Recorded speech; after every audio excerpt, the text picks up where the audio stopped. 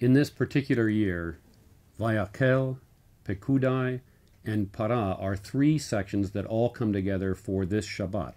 Vayakhel is the section that gives Bezalel the instructions for actually building the Mishkan, and he applies all the instructions that he's received in previous Parshayot. Pekudei is the portion that does the accounting for all of this stuff, all of the items that were donated voluntarily by the people. And finally, the third section, Para, is the red heifer. This is a very interesting piece of the Torah, and it combines several large concepts and sort of closes them off. To begin with, there's the idea of the transformation of the nation. That begins with the sin of the golden calf, which ended the previous Parsha.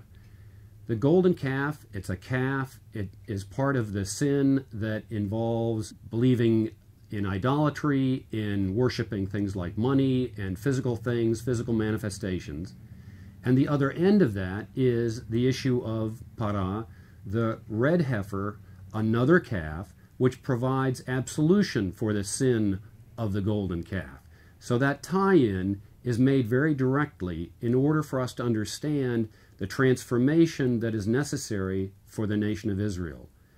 But it turns out that in God's wisdom, that transformation doesn't quite make it.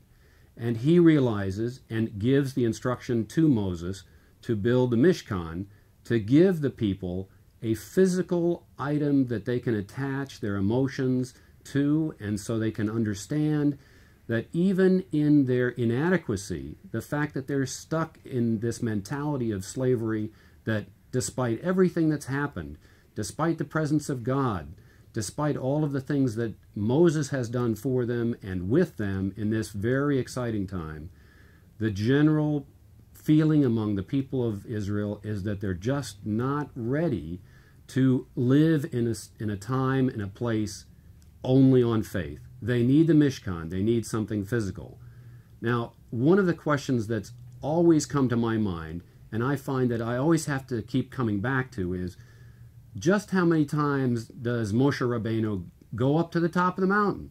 Every time I look at it, it seems like I come up with a different count, and you'd think this would be a simple thing. Rabbi, give us the straight word. How many times does Moshe Rabbeinu go up to the mountain, and sort of what's that context? 3 times. First time is day after Shavuot. Shavuot is the 6th of Sivan. 7th of Sivan, day after Shavuot, that, according to our sources, that was the first time Moses went up. He was there 40 days and 40 nights, the fast of 17 of Tammuz, 40 days later. This is the time, according to our sources, that he broke the tablets. Then at the 19th of Tammuz, 2 days later, he went second time. This time is just the time he went up for forgiveness. He asked God for forgiveness.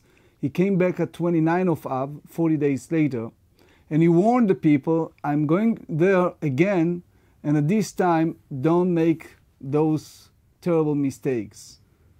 He went up on the first day of Elul, came back on the day of Atonement, Yom Kippur, and transmitted the Aseret HaDibrot, the Torah, the 10 Commandments. So he went up 3 times. We must be drawing something out of these combined Parshayot beyond just the instructions for building the Mishkan.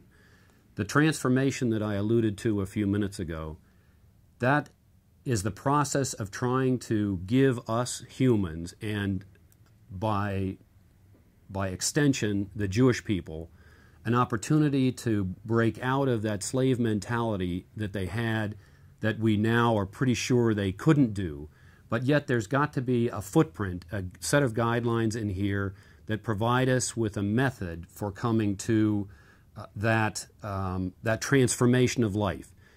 Are there some major points that you'd like to bring out that are important, that are part of this transformational effort? The way that Bezalel and Moses put together the tabernacle and make the change for people, it's because of the background, slave mentality, as you mentioned, the golden calf, but then, most importantly, the whole idea of transformation of life, collectively as a nation and individually. It means that the person have to ask himself all the time, what do I need? what do I need in life? In a sense, a person needs emotional contact. So in that sense, if we talk about relationship between God and people, there is a love and the fear of rejection happen in golden calf. Individually, it means that we need to have some emotional states in order to reach, which we call the promised land. Most important thing is to have this self-honesty, which means a person needs to realize, who am I, what is my goals, what is my objectives, and how can I reach those objectives. The next one is the strong determination, total determination, focusing on that, the willpower, very strong feeling that that's what I'm going to do. And that's the difference between the slave mentality, people who are in Egypt, versus their children that were able to enter the promised land. A person needs to have the compassion and the feeling for that goal, and for sure he needs to have this strong idud, the courage to make it happen. So if we have these very important foundations, the state of mind between the slave mentality and the people who enter the promised land is the idea of a person can transform his life from galut, from exile, to geula, to redemption. From the time that you're still thinking Egypt, you're thinking ghetto, you're thinking in the old way that you are a slave, versus the time that you enter freedom. Take, for example, the Arab world today, with all these revolutions in the dictatorships, yet the people still have the slave mentality. If you carry that slave mentality, you cannot enter the promised land. Can you imagine if the Israelis, with all these bombings and threats, feel in a slave mentality and stay in the mentality of the ghetto? They never reach their goal, they never reach which we call the promised land. It's applied individually. A person needs to make this very important virtue in life. Needs to have a very strong self-honesty, a person needs to have compassion, a person needs to have a very strong determination, focusing on his willpower and the courage and the conviction to make things happen.